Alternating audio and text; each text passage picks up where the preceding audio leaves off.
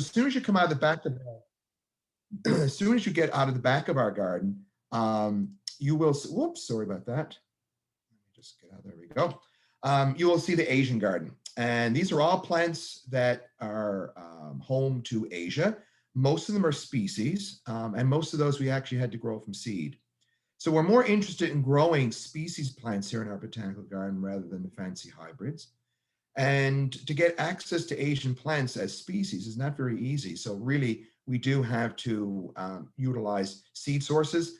And because we're a botanical garden, we can access index semina of other botanical gardens throughout the world. So that does give us access to seed, and we actually participate in that as well. So it's a give and take. We offer seeds from Newfoundland plants that other parts and other botanical gardens in the world can grow in their own gardens. Some of the featured plants, this is Glossidium palmatum, absolutely spectacular Japanese wood poppy. And our Asian garden is home to at least, I say 20 to 25 species of primroses. These are the drumstick primrose. And of course, Himalayan blue poppies. And we're very fortunate here in Newfoundland because we have such cool summers, relatively speaking. Himalayan blue poppies love our climate. They don't like temperatures much above 25 degrees Celsius. And that would be a very warm day here if we reach 25. Average temperature in the summer is around 20 to 22 degrees. So it's a very, very pleasant summer temperatures that we have here. And it's a spectacular plant. And of course, probably the quintessential Asian plant that we have in our Asian garden. So the Asian garden actually abuts our shade garden. So as it turns out, most of the plants we have in our shade garden are also from Asia. So I just sort of basically consider the shade garden as being an extension of the Asian garden. And of course, this is the garden for hostas. And we have over 75 different varieties of hosta. And they grow very well here. We don't have a big problem with slugs. So they sort of almost grow like they're on steroids. Excuse me. We have ferns, of course, that are interspersed in amongst the hostas. Himalayan blue poppies, of course, are growing in the shade garden as well as an extension of the Asian aspect. Astilbes, which, as it turns out, are from Asia as well. And then from here now, we start to descend down the main trail, which was a road. At one time, people lived up here. There were several houses on the shores of Oxen Pond back at the turn of the century. So this was the horse and buggy path that led down to the homes. Now we use it as the main path to lead into the main part of the garden. And you can see some of the rhododendrons here that we have planted along that trail. So once you get down to the bottom of the hill here, you will now enter into the main part of the garden where our public greenhouse is located. And so that's kept with flowering plants throughout the summer. It's a great place to dip into if we happen to get a rain shower, which happens, of course, many times here in Newfoundland. To my right, we have a vegetable garden to show people what can be grown here in Newfoundland, how to grow veggies. Straight ahead of us here, you can see the Heritage Garden. I'll get into that more in details in a moment. And then if we turn to the left, we're going to enter into the Cottage Garden.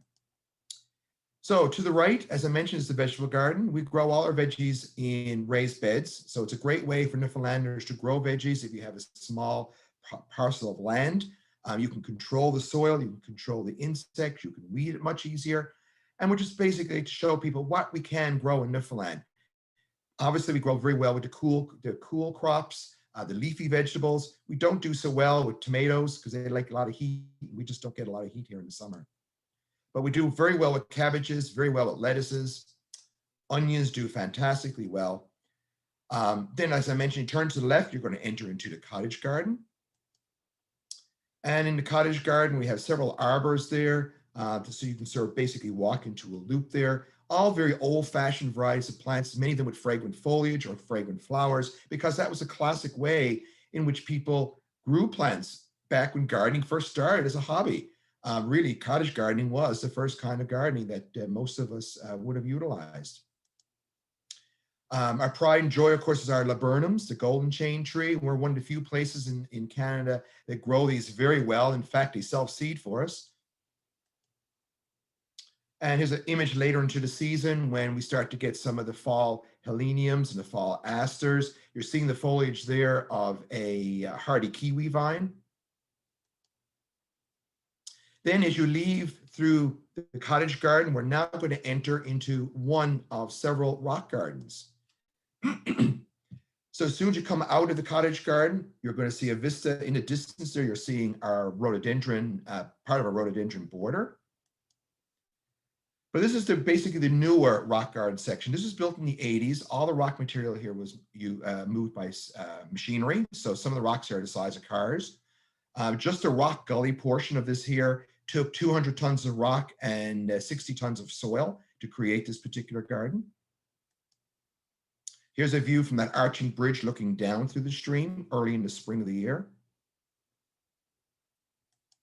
And really, a rock garden is a garden on rock, not rocks on the garden, okay? And a lot of people think, yeah, throw a few rocks in the garden, I have a rock garden. But we're trying to recreate what you would see atop high elevations. And in Newfoundland, really, high elevations may only be a couple of thousand feet because our highest point of land in Newfoundland is not much higher than that. Excuse me. So this is our limestone scree. And in this area is where we grow our native yellow lady slippers, which do very well in the limestone scree area of the garden. And the structure you're seeing there in the distance is our Alpine House. We'll get into more detail with that now in a moment. Again, this is part of the newer portion of the rock garden, featuring early in the season, primarily creeping phlox is what we're seeing here. And you're just seeing a little bit of the corner of the Alpine House. Then we have the original rock garden, and that was built back in the early 70s. So the rock material here was moved by hand, so much smaller in size. And of course, the coniferous material here and the shrub material are now going on 40 years old. So they're actually getting a little bit large now. Some of them were starting to remove. Here you're seeing the Iberis, the evergreen candy tuft. Pulsatilla alpina, subspecies Apiifolia. People really love this when they see it in bloom. It's quite spectacular. And this plant now is close to 40 years old. And then there's some other views of the older portion of the rock garden. And that's actually a view just taken last week here in the garden. So basically that rock garden now looks like that image. It's primarily lots of creeping thyme that we're seeing now in the garden. So as you're walking along the rock garden, you're going to have the rock garden on one side and you're going to have the rhododendron border on the other. And this year was a spectacular year for the rhododendrons, absolutely smothered in blossoms. Some years they have good years, some years not so good. And you can see a little bit of the rock garden there off to the right. So the month of June is probably the peak month for the rhododendrons, but the first of the rhododendrons usually bloom for us the first week of May. And the last rhododendrons are just blooming now. So we have a good 3 months of rhododendron bloom here in the garden.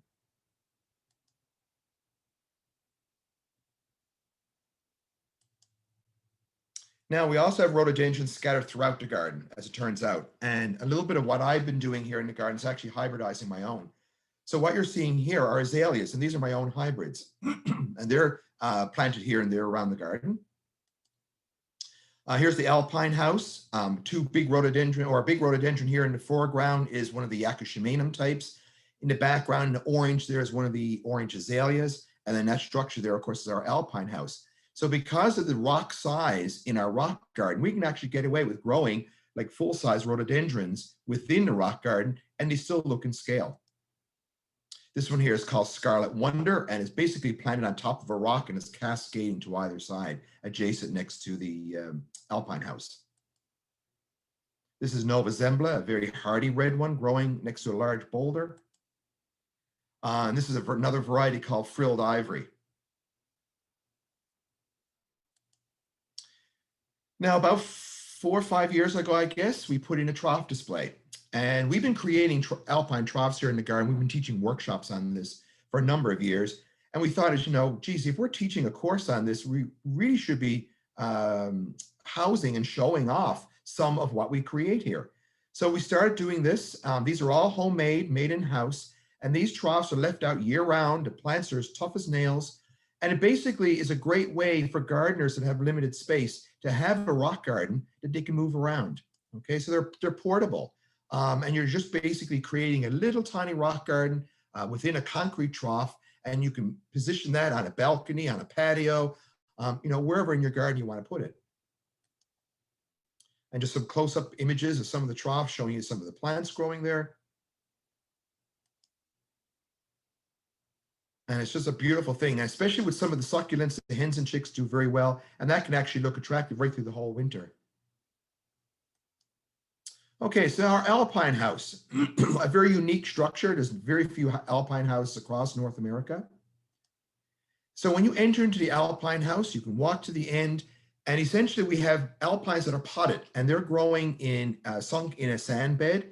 And it positions the plants up at eye level, because a lot of alpine plants have very small blossoms. So it gives you an opportunity to get up close and personal. If you're into macro photography like I am, then it's absolutely fantastic for photographers, because it does give you an opportunity to get some nice close images of the plants. And these are moved out throughout the season. As they come into bloom, they're brought in. As they go out of flower, they're moved over to a holding area in the non-public portion of the botanical garden.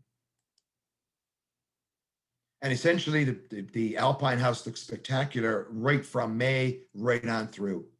In the month of October, we have some autumn crocuses and some of the autumn cyclamen that are flowering at that time of the year. And it gives us an opportunity to grow plants that we can't grow outside. So this is Lewisia tweedii, and we would not be able to grow that outdoors in Newfoundland because it's just too wet in the winter. But in the Alpine House, it's cold in the winter, but it's dry in the winter. And that makes a huge difference. So we can get away with growing a few of these things. This is a Romunda. Romunda is basically a hardy variety of African violet from Greece. And again, very difficult to grow outdoors in Newfoundland, but in the Alpine House, it thrives. So adjacent to the Alpine House in that area is the Heritage Garden. And these are plants that have been growing in Newfoundland gardens for, in many cases, over 100 years. So these are the tried and true old-fashioned varieties of plants. Many of them no longer available in the nursery trade because they've been superseded by newer varieties. But for a lot of these plants, these are tough. These are oftentimes insect and disease resistant compared to more modern day plants. So it's important to hold on to these heirloom varieties of perennials. In the background there, slightly out of focus, is a delphinium that's 80 years old. So people think delphiniums are only short-lived. They're not short-lived in Newfoundland, okay? They like cool climates. We have a cool climate, and in the right climate, delphiniums can be quite long-lived. So just different images there. The white flower that you see there in the center is a plant we call Fair Maids of France. It's a double-flowered buttercup, and it originated from Europe. But because this plant goes dormant midsummer, when they start growing this in botanical gardens in Europe, the plant would basically disappear by the early part of July. People thought it died, but it's just naturally the way the plant grows. So as all gardeners, we hate to see an open spot in our garden. So people would fork this plant out and replace it because they thought the plant had died. So the plant was basically lost to cultivation. We discovered it growing in a little outport community here in Newfoundland, and it dated back to 1856. So it was absolutely amazing that this plant was growing in Newfoundland for all these years, and no one even knew it. So as a result, we were actually able now to reintroduce that back to Kew Gardens. This fencing that's here is what we call a Quigley fence. And it's an old-fashioned form of fencing that Newfoundlanders would have used to keep the livestock out of their vegetable gardens back in 100 years ago. And it was just using native saplings, using native trees for the posts, and they were basically braided around the posts. So it requires very, very few nails. And yet it's all free material, and these fences would last for 20 to 30 years before they had to be replaced. A number of you may have known that back 4 or 5 years ago, Canada celebrated its 150th birthday. And in Gatineau, we had a mosaic culture where all these structures that were covered in plant material would have been housed. Every province had a representation. Our province had puffins because it's our provincial bird. So after the mosaic culture was finished being open in Gatineau, we inherited them. So now we have a feature within our garden for housing our puffins.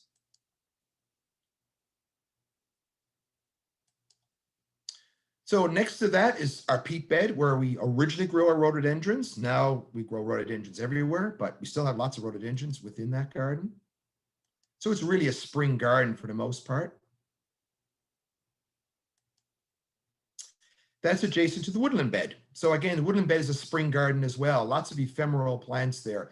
Erythroniums, primroses, primarily lots of epimediums, the barrenworts, hostas, of course. They're going to hold a show for this time of the year when all the ephemerals are basically gone dormant. And this is giant butterbirds, our answer to gunnera. So we can grow gunnera in Newfoundland. Of course, it's not hardy here. Essentially, it's only coastal BC where it's hardy. But this plant has got leaves almost as large as a gunnera, but yet it goes completely dormant in the winter and grows quite well under the shady conditions of our woodland garden. Now, from the woodland garden, we're going to descend now down into the newest garden, which is the Rhododendron Dell. And this particular area was all forest. And then when Hurricane Igor came through, I don't know, 8 or 9, 10 years ago, it wiped out a lot of the trees in this area. So every cloud has a silver lining. So we took advantage of this by putting in a new rhododendron garden. And this is a place for me to house all my hybrids. So essentially, these are rhododendrons that are on trial. And we're going to grow them here, let them do their thing. And hopefully in the future, you may see some rhododendrons that were originally bred in Newfoundland turning up at a garden center near you. So these plants are still quite young, but we hope that within the next, 5, 10 years, these rhodies will touch each other and basically it'll be a multicolor pillow. Now we also have a Wallaby Pine. So this is a living fossil discovered in the outbacks of Australia back in the 1990s, thought to be lost, only known in the fossil record. And we were very fortunate to be given a plant of this back about 10 years ago. Our plant at that point was only like 1.5 feet high. Now it's like 8 feet tall. We had to overwinter this in the greenhouse because it's not winter hardy here. But this is only one of about 6 Wallaby pines found in Canada east of the Rockies. So we're very, very fortunate to actually have this living fossil as part of our display. So we keep the plant outside from the early part of June through until about the end of October. Now from here, we're now going to go a little bit up over a hill into the pollinator garden. And the pollinator garden, we have this beautiful log arch, which basically are all the trees that blew down and all the hurricanes that we've had. And lots of rhodies in this area, lots of plants, of course. And so really the entire garden is one great big giant pollinator garden. A view through the log arch, looking into the garden. We have a man-made pond here in this particular spot.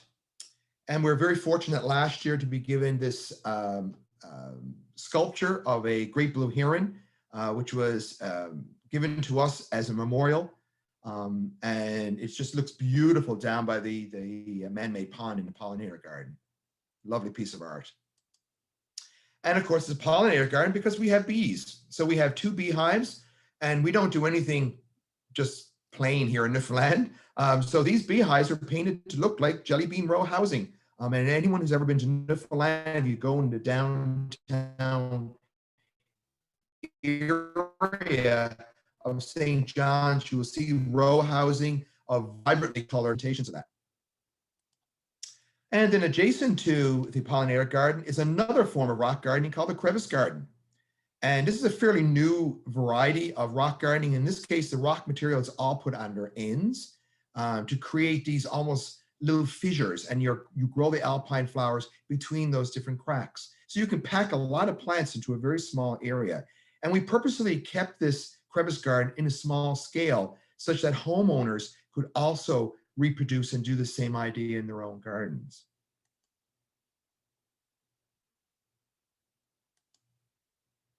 And close up, this is a Alpine Buttercup from the Alps, and some creeping phlox in the background there with the pale blue flowers.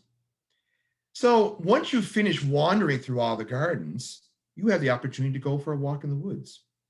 So as I mentioned, we have around 3 kilometers of trails all through the 110 acres of natural area, beautiful groomed trails that will lead you through the forest. Most of the forest here in Newfoundland is boreal forest, so it's dominated by coniferous trees. Right now we have a number of mushrooms growing up along our trail. So it's a spectacular place in August and September if you're into looking for mushrooms. And then as you get further into the woods, the trails get a little bit more narrow, but still beautifully groomed. Lovely opportunity. And then we have this rocky outcrop, which is the highest point in the garden. And from here, you can look down at Oxen Pond in the valley. And if you can see my mouse, basically the cultivated gardens are just sort of on this edge of the pond here. Okay. And of course, in our natural area, we have thousands of pink lady slippers. We're very fortunate. These are all native. They're all natural. We never had to plant them here. They were just very, very happily growing within this area. So it's a great place to come. But we also have several wetlands that are natural here in the garden. So it's a great opportunity to get up close and personal with our provincial floral emblem, the pitcher plant. And not only do we have pitcher plants, but we also have native orchids, other orchids besides pink lady slippers. So we have scent bottle orchids, Platanthera dilatata, we have Platanthera blephara glottis, the white fringed orchid, amongst others. So now is the time of the year to come to visit the fens to see these orchids in bloom. And of course, as I mentioned, we have Oxen Pond. So Oxen Pond is about 14 acres. Up until about 2 years ago, we actually had osprey that were nesting in a very large flat top spruce tree here in the garden. And of course, the osprey would come down to catch the trout here in Oxen Pond because this particular pond is full of trout naturally. We didn't have to put them here. This is really like a little piece of paradise, a little piece of the wilds plunked down in the middle of St. John's. So we're so fortunate to have this aspect to the garden. So many other botanical gardens would scream to be able to have the opportunity to have such a large natural area within the perimeter of their botanical gardens.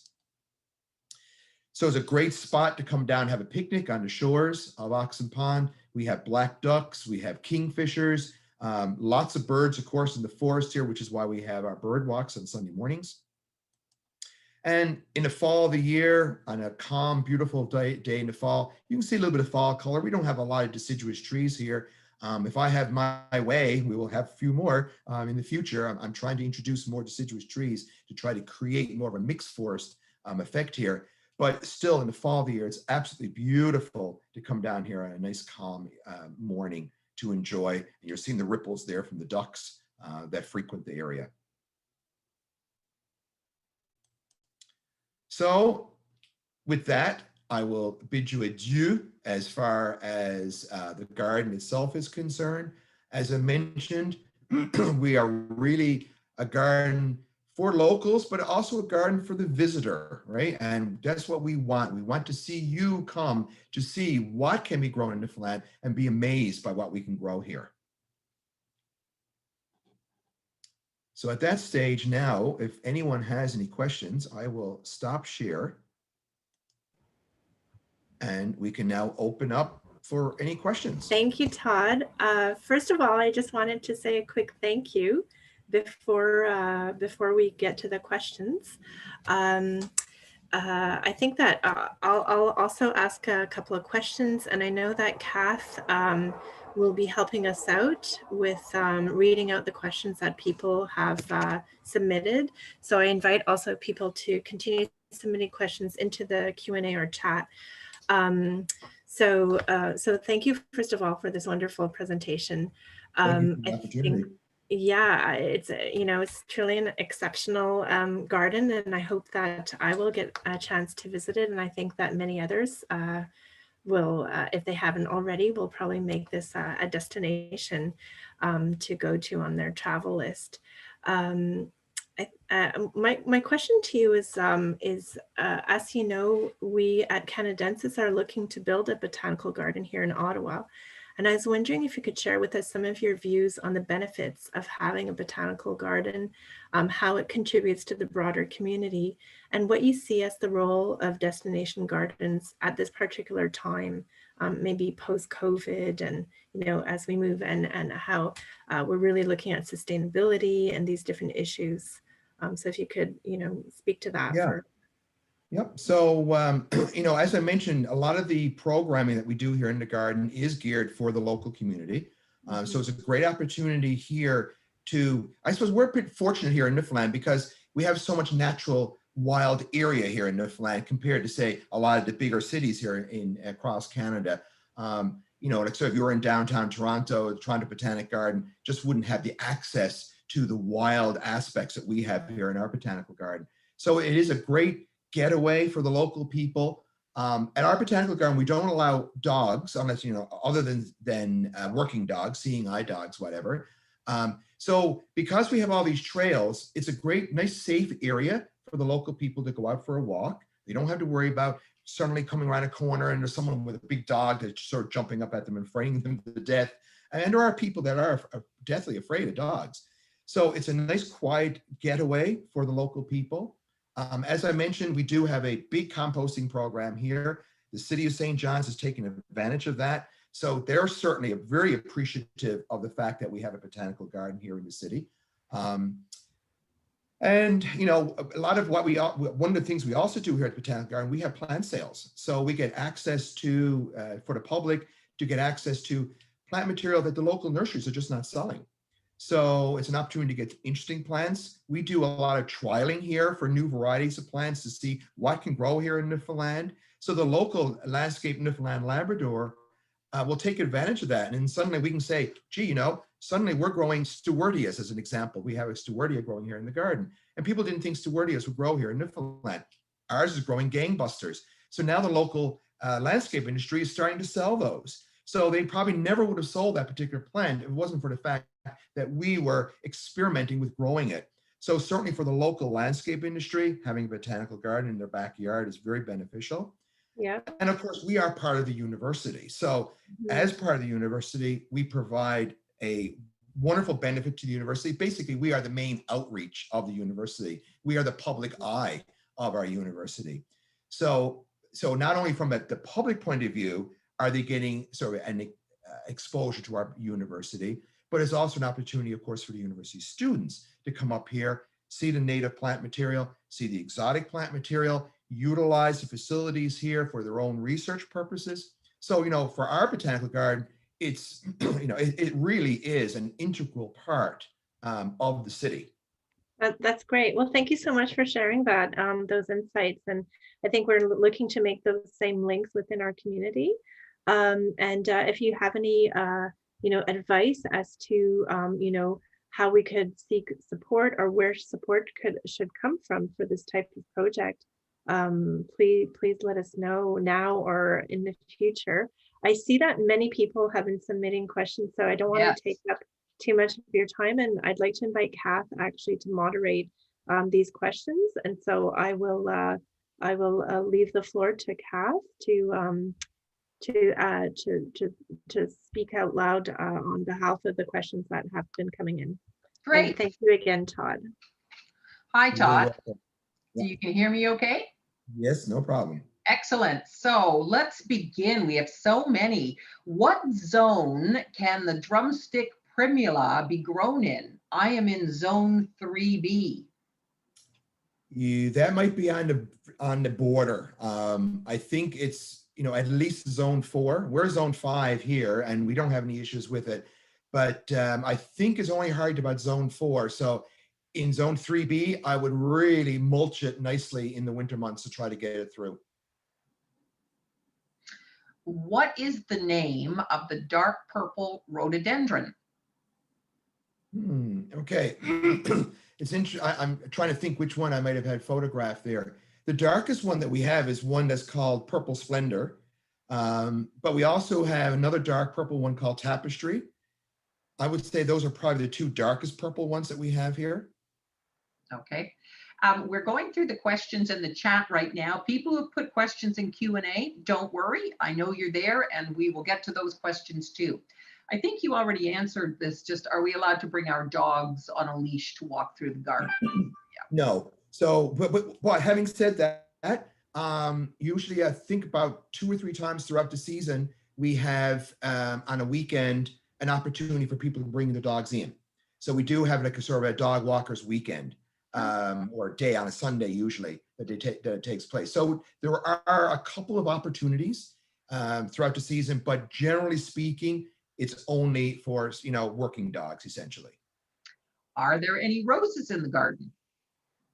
That is something that we've never really went big into. We do have a few shrub roses within the garden. I wouldn't say we have any more than maybe 10 varieties of roses.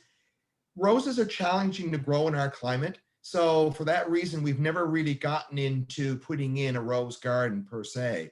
The old-fashioned shrub roses are as tough as nails, you know, and they grow gangbusters around here. But at this stage, we've just never gotten around. I think we could, because I think the David Austin roses, the Explorer roses, and the Parkland roses would all do fantastically well here, because they were all, you know, the Parklands and the Explorers, of course, are bred in Canada, so they're super duper hardy.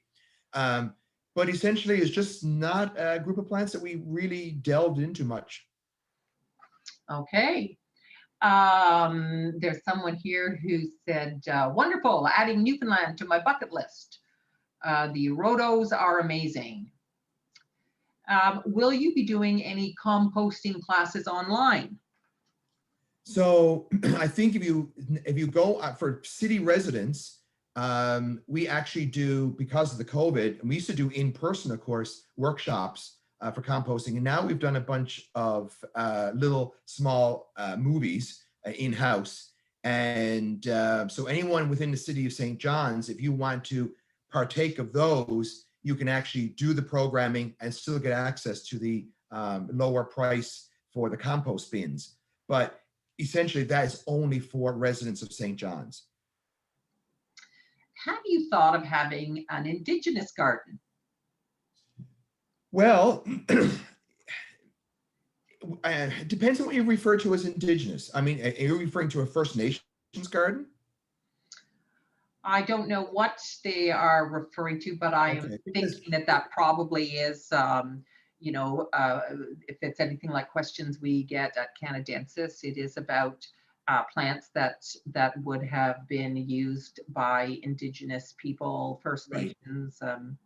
So right now we do have a medicinal garden, but that medicinal garden is essentially plants that were utilized by early European settlers here, as opposed to Indigenous people.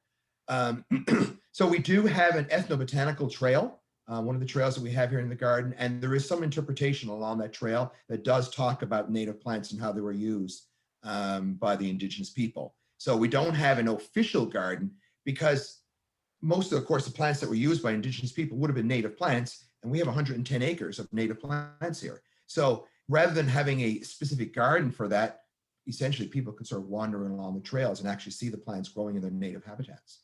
Okay, now I'm going over to, we have more questions in the chat, but I'm going over the Q&A questions now. Do you have an entry fee? Do you charge entry for courses, school camps, etc.? And do you charge for exchange of seeds? Yeah, okay, so with the seed exchange, that is free.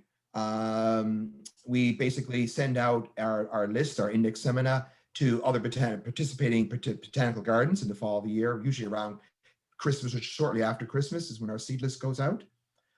We do have a fee for coming into the garden, and the fee varies throughout the season. We have the low season rates and the high season rates.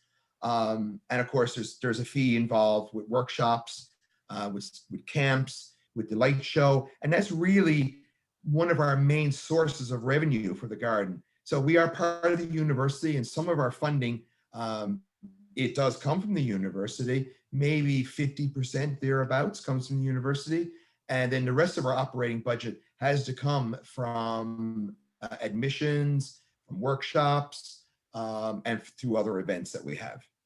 Okay. What do you mean by a living fossil?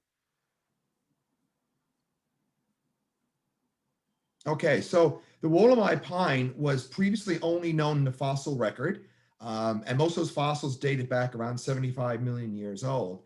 And then there was a gentleman who was wandering around, I think it was in New South Wales, in the backcountry in Australia, back, I think it might have been 92, somewhere around the early 90s, national park.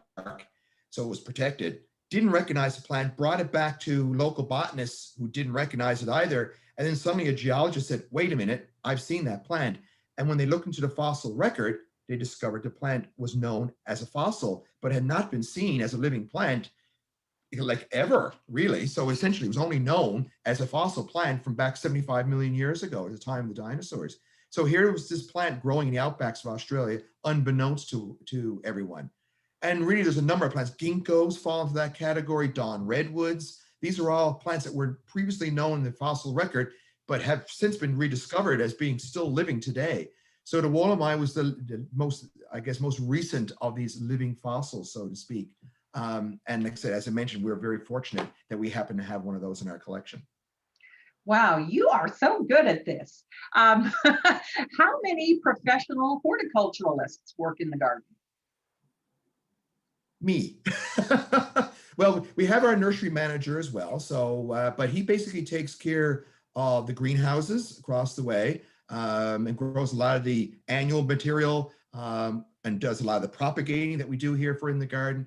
But essentially in the public portion of the garden, there's myself, I have an assistant, and we have two summer students. That's it. So I keep wanting to add more gardens, but my assistant keeps saying, you can't do it anymore. I have to mention at this point, normally I say, here's the person who asked the question. But because I sent out a link to everybody today, because, you know, some people were saying that Eventbrite was being troublesome, everyone's in as Catherine Thompson, which is me. I'm like, why am I here? So I'm like, what is going on? So I'm asking virtually 97% of the questions. It's hysterical. I couldn't figure it out for a minute. Anyway, I'm glad everyone made it in. But here's someone who's not me. Margaret Boland. Not sure if you know this person, but she's asking, do you have Eastern hemlock in Newfoundland? Eastern hemlock's not native to Newfoundland. We have some dwarf versions of Eastern hemlock growing in our rock garden. And I know there are people here in the city that grow the regular Eastern hemlock, but basically the Eastern hemlock's never natively made it as far as Newfoundland. So they only go as far as Nova Scotia. Okay. Are the blue poppies from Mary Pratt's garden? We do have one in Mary Pratt. So anyone who's listening, Mary Pratt was probably one of our most famous local artists. She passed away a number of years ago. And she had a Himalayan blue poppy growing in our garden. And her family basically donated it to our botanic garden. Now, we already had Himalayan blue poppies, but we're not going to turn down an opportunity to get more. And I'm growing more all the time, of course. So now in our peat bed, we do have 2 Himalayan blue poppies that are specifically Mary Pratt's, Pride and Joy. So we do keep them separate from the main collection. And we collect the seeds from those, and we make those seeds available then in the fall of the year to the public. Great. Okay, so from the Q&A people, we'll be back, but we're going to go back over to the chat questions now. Barbara Toy is asking a bit more information on the orchids, please. Okay, so here in the Botanic Garden, I would say for native orchids, we have pink lady slipper, the 3 species of Platanthera, Erythusa, Calopogon, and a Corolla rhiza, one of the coral roots. So, and Cypripedium, the pink lady slipper, as I mentioned. So those are native. And then we also have yellow lady slippers and purple fringed orchids that are actually growing within the garden, but they are from the native populations as well. So I think that adds up to around 7 or 8 native species of orchids that we grow here in the garden. Okay. Nora Lee comments, the garden is so beautifully designed and maintained. Congratulations, Todd. Carol says, lovely tour. Thank you, Thank Todd. you very much. I can't take credit for this. I inherited, so to speak, the garden. Okay, so Bernard Jackson, who was the first director here at the garden, he's of British descent. So he styled the garden very much like an old-fashioned sort of British type of garden, which is why we're fortunate to have an Alpine House, because Alpine houses are so popular over in England and throughout Europe. So we have him to thank, and anyone who's ever been to Truro in Nova Scotia, if there's any Nova Scotians listening this evening, when Bernard retired from here, he moved to Truro and he created another spectacular rock garden over there. So Bernard has 2 spectacular gardens now to his credit. It's absolutely amazing. I do have lots more questions for you, but I am seeing a lot of, thank you so much. I had no idea MUN existed, and now I want to visit. So there you go. Jean Caldwell. You'd be surprised how many local people don't know we exist. Jean Caldwell is asking, will you tell us about, more about the fossil tree? Okay, you have already done that, okay. So back over to our Q&A. How do you control bugs and pests? Okay, so we don't use any chemical pesticides here in the garden.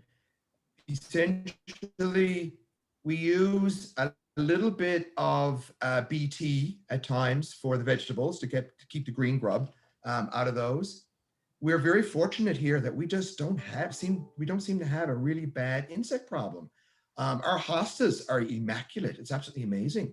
And yet I do see slugs around here in the garden, but for some unknown reason, I guess over the years, we've just selected hosta varieties that have thicker leaves, and typically the ones that have blue foliage are not generally attacked that badly by slugs.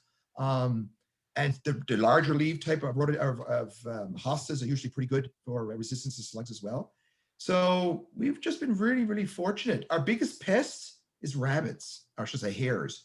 And I curse them. I mean, and they're hopping around the garden. I'm working the garden. They're hopping around me, and I'm chasing them away, and they're just basically laughing at me. I think you've already answered this question in a previous one. Do you get funding from the province and city? So I think you touched on that earlier. Yeah, so we get, like I said, we don't get anything from the city. And approximately about 50% of our operating budget comes from the university, which basically means it's coming from the government in that regards. And as I mentioned, about 50% then is coming from revenue that we generate ourselves. I have to say, this is the most questions, and this is our third installment of our conversations about gardens, and the people are on point tonight. Please explain more on the cold weather orchids in the lady slipper slide section. Can it be a houseplant? Oh, no. So pink lady slippers themselves, and a lot of orchids in general, a lot of terrestrial North American orchids basically maintain a mycorrhizal association with soil fungus throughout their lives. Certainly they do when it comes to germinating of the seed, but a number of them still maintain that mycorrhizal association even as adult plants, in particular, the pink lady slipper. So as a result, it's very, very difficult to introduce pink lady slippers into a garden situation because you really need to have the fungus available in your soil as well. So we've never bothered to try to transplant any pink lady slippers. They're just native. They're very happy in our native areas. They're basically maintaining themselves and spreading themselves around. Yellow lady slippers, on the other hand, they will grow in cultivation, but the few plants that we have been basically roadside construction rescue plants. So we don't condone people to go out raping and pillaging the wildflowers, especially orchids. Keep them in the wild, enjoy them in the wild, but these are hardy North American plants. They're not meant to be house plants, and really, for the most part, they're not even meant to be garden plants. Okay. Rosalind Duffus is asking, what part should a botanical garden have in the education about invasive species and control of same? Thinking Japanese knotwood, goutweed, purple loosestrife. Rosalind, you're testing me here. Himalayan balsam, multiflora rose, glossy buckthorn, for example. Okay, so a number of those are not invasive species in Newfoundland right off the bat. We are, as I mentioned, we have a very small staff, and as much as we'd love to be able to do more work with educating the public, and we do educate the public about invasive species and make them aware of that. And we have done workshops on that, and we've done walks here in the garden to point out some of these plants and the problems with them. But as far as being a go-to place for how to control those, like I said, we just don't have the staff as much as we'd love to be able to do it. Now, having said that, we just have had last week, the city of St. John's municipality has reached out to us now, and they're starting to now do mandates about the introduction within their bylaws about the invasive species. And they wanted to know which of the species here in St. John's area would be considered invasive, and which ones they should actually then start to create bylaws around as far as people growing them in their gardens are concerned, and basically not allowing them to grow in their gardens. So we are still go-to place for that, even if we physically ourselves can't do it. And certainly our doors are open for any of the local municipalities to come to us, to chat with us. We're more than happy to provide them with information, as long as they don't ask us to deal with the situations themselves. Really, that's for them to figure out. Like I said, we are basically the source of information. Okay. So we're at 7:57. Or am I okay to keep asking you questions? Are you good for a few more minutes? Okay, excellent. Because it's all about rhododendrons, I have to say. Okay. So there's my a favorite couple group right here. So there's two here. I'll just combine them. How do you establish rhododendrons in the rock garden? How much soil do they grow in? And do they require more soil amendments? Plus, over on the Q&A side, it says, do you sell rhododendrons across the country? Okay, no. So at this stage, our problem here in Newfoundland is we have a quarantine about the export of any plants with soil. And we have golden nematode and we have potato wart. And of course, these are very, very serious diseases if they got into any of the potato growing areas across the country. So as a result of that, we had to have a quarantine in place. We can send out cutting material when the time comes for others then to root and grow on. We haven't reached that stage yet. I'm still in the process of evaluating these plants, these rhododendrons, to see how well they're going to do in our climate. And our rhododendrons, generally speaking, like in our peat gardens, the rhododendrons are growing in a mixture of peat, compost, and sand. So they have actually no mineral topsoil. However, having said that, in the rock garden, they're growing in a rock garden mix, which is very, very well drained. But here in Newfoundland, of course, we do have fairly regular rainfall. Every once in a while, we have a dry spell, and we do have to provide a little bit of extra water for the rhododendrons to keep them happy. But I think the main thing is it's the soil being acidic, and our rock garden, for the most part, is acidic soil. So the rhododendrons still do quite well. Now, the soil in our rock garden, despite the fact there's lots of rocks, the pockets between the rocks, the soil there is probably the better part of 2 feet deep. So it's just lots of soil there. So there's lots of space for the rhodies to send down the roots. But rhododendrons have a very shallow root system. So their roots don't go particularly deep in the big scheme of things. So I think the main thing with rhododendrons is just acidic soil, high organic matter is very, very, very important, and soil that doesn't get too dry, okay? So you want soil or a spot in your garden that's going to stay reasonably moist. The old adage, moist but well drained, you know, and it's like, what does that mean? But they don't like it boggy, okay? Don't get me wrong, they don't want it boggy, but they want it moist, but at the same time, they don't want the soil to be staying boggy, so therefore it needs to be reasonably well drained. And I'll just make it a rhododendron trifecta with this one more question. We have lots of others, but it's rhododendron time. Can you recommend some of the best and larger rhododendrons to grow in the Montreal area? Okay, so in Montreal, you are in the borderline for a lot of rhododendrons and azaleas. Now, what you can grow there are what they call the ironclad rhododendrons.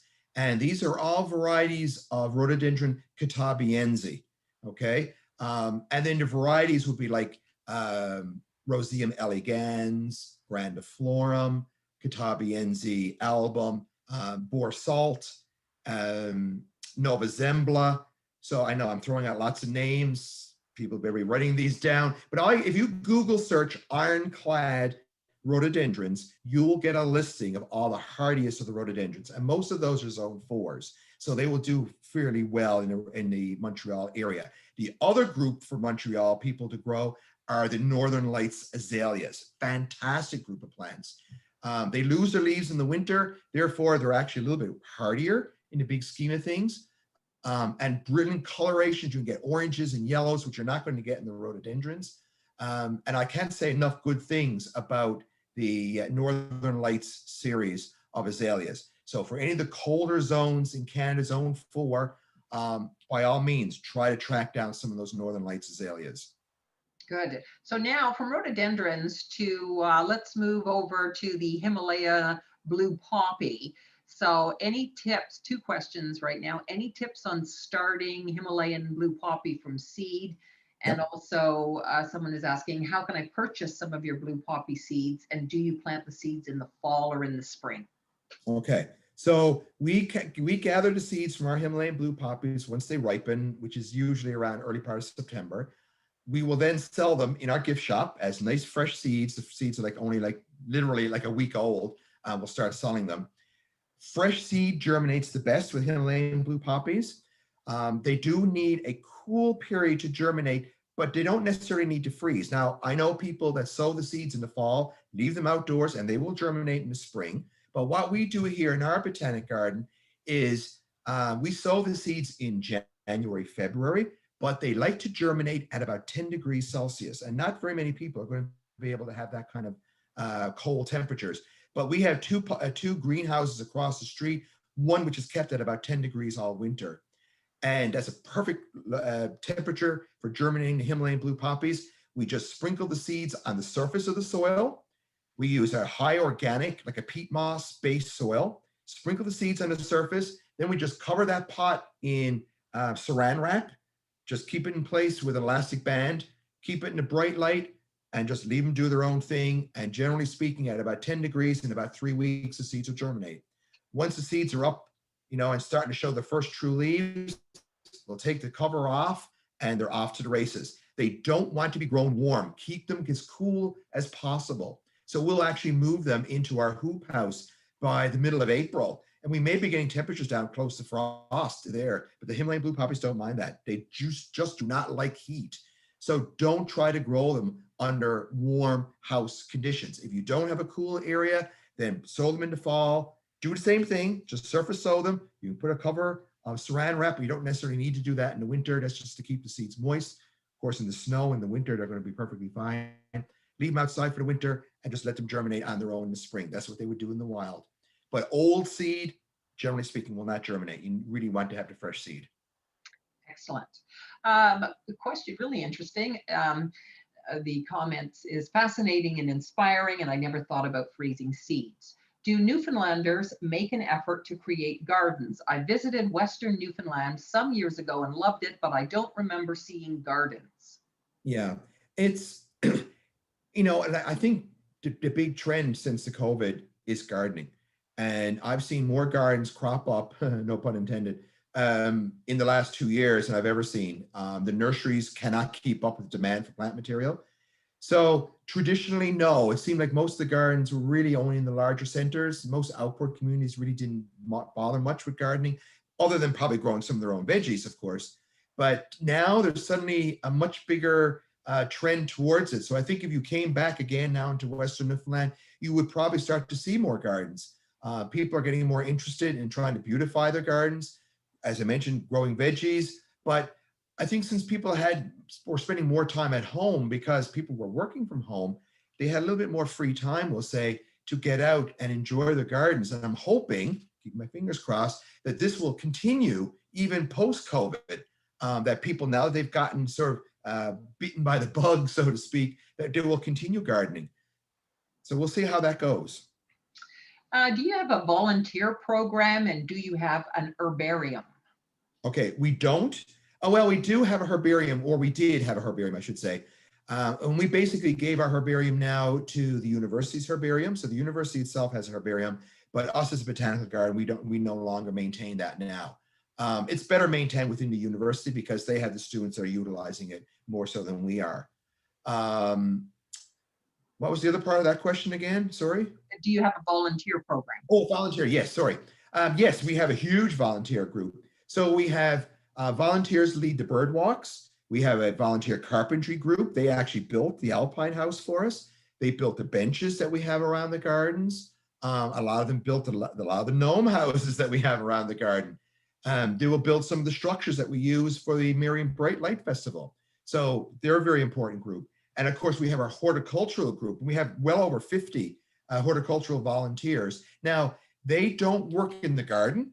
But basically what they do is they do a lot of propagating, growing on the plant material that are then used for our plant sales. So they will generate a considerable amount of money in the run of a year through the sale of plants that are originating here from our botanic garden. And of course, any money that they make is basically then invested into the garden. So that is a very, very important aspect of our external funding, we'll say, that helps to maintain the garden. So we would be lost without the volunteers. Very, very important aspect of any botanical garden is going to be the volunteer component. Right. So I'm just going to give you a couple more and then we'll turn things back to Mira. Is your popularity growing so that people from away need to buy tickets in advance to ensure getting in? Well, I didn't think so, but who knows? I'd like to think so, but anyway, we'll see.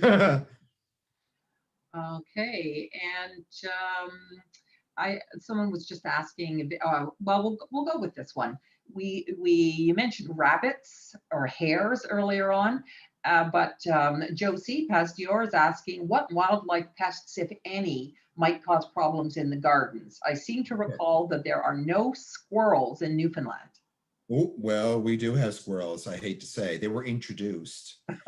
So we have red squirrel. We have lots of those here in the garden, but they really don't do any harm other than with the native birds. I hate to say that a number of our native bird populations, we've seen significant drops now because the red squirrels predate the nests and eat the chicks and eat the eggs. So we're not happy with red squirrels, but as far as the garden is concerned, they don't create a problem. We don't have gray squirrels, and I know they're a real pest on the mainland. So thank God they were never introduced. Snowshoe hares were introduced back like close to 100 years ago. They're all over the garden. I curse them with vengeance. We also have moose, and they're real fun when you get them in the garden. They're more of a problem in the winter months. Sometimes they'll come in and they can really browse some of the azaleas, some of the ornamental crab apples, basically the shrub material is what they go for. Although sometimes they'll eat the hostas, not very often, because once the spring progresses, they move back into the native forest as opposed to coming into the garden. So basically the moose are only an issue in the winter months for the most part. And really that's about it as far as larger pests are concerned. So we have no skunks, we have no raccoons. So we're really fortunate, compared to other botanical gardens. Deer, I know can be a big problem on the mainland. We don't have any of those. Like I said, the moose are huge, but the moose are pretty scanty. They're not moving into the garden. I know elsewhere on the mainland, deer can, white-tailed deer can be a real major pest when they get into your garden. Well, I have to say the attendees tonight have outdone themselves with questions. So thank you all. We got through most of them. I am going to make sure that Todd gets a full list of all the comments from the Q&A and the chat, because you gave some great comments that weren't questions, and I'm sure Todd would love to see them, and we really appreciate you took the time. Again, Todd, we had people from all over North America with us this evening, and somebody from Australia as well. So that's great. And we had 10 million Catherine Thompson. So there we go. Thanks everybody for making me look like I had a lot of garden questions. Anyway, that was wonderful. Thank you for the questions. And now back to our host for this evening, Mira. Thanks, Kath and Todd and all our participants for the great questions. So Todd, on behalf of the Canadensis Botanical Garden Society and all the participants this evening, I would like to extend a sincere thank you for your wonderful presentation that I'm sure was appreciated by everyone.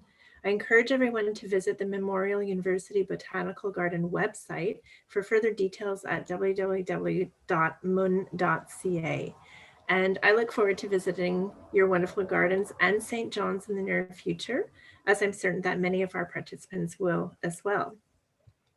So following this evening's presentation, a winner will be selected among the participants for a 2-person admission to the MUN Botanical Garden. The winner will also receive one of Todd's books, Favorite Perennials for Atlantic Canada.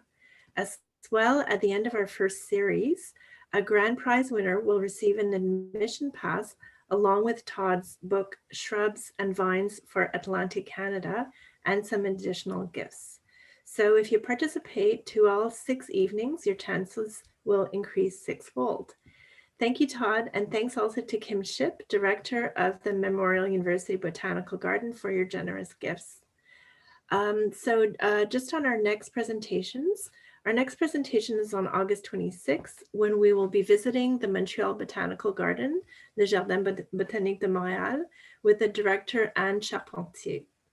While the presentation will be in English, we will welcome questions and comments in both official languages, and responses will be in your language of choice. Registration for that event will open this evening at 8 p.m.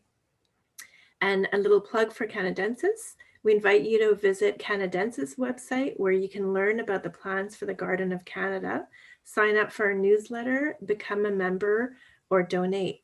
As a registered charity and not-for-profit organization, the CBGS relies heavily on generous donations for its yearly operation, planning, and contracts in order to get the Canadensis Botanical Garden built. You can also follow us on Facebook, and please like us. So thank you for your participation and support, and we'll see you again next month. Bonne soirée à tous. Thank you, everyone. Thanks, Todd. And registration open You're now. welcome. So if you want to register for the one in August for Montreal. Thank you so much. Good night, everybody. Good night.